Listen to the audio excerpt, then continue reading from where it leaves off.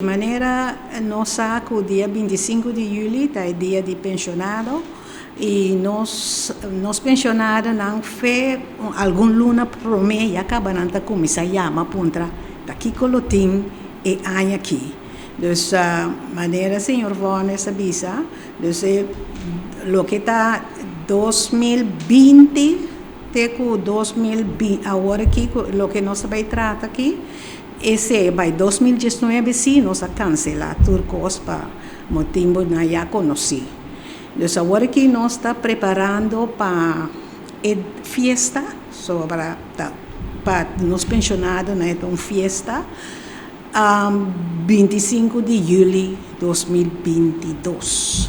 O que nós assim, nós começamos a publicar em Corante, nós saca a primeira publicação acaba que não por se llama ou passa personalmente para inscrever. Nós temos que ter todo que mais que coisa a vira a abrir, nós temos que ter conta todo que é aglomeração ou a quantidade de gente que nós temos. Então, se nós põe hora que não llama, então inscrever hora para o dia é.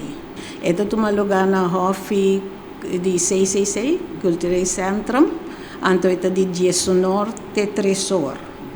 Então, tem horário e nós está malcriados, nós pensionados.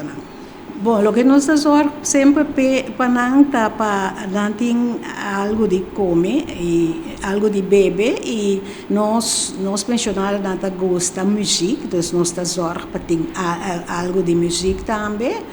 Então, tindem perto para sobre nós está bezig agora aqui, dorco nós membros na turno para estar presente na nossa atividade, nós está bezig com website para nós começar com que estão com torno tem por seguir turnos atividade via website ou Facebook. Esse é o tempo.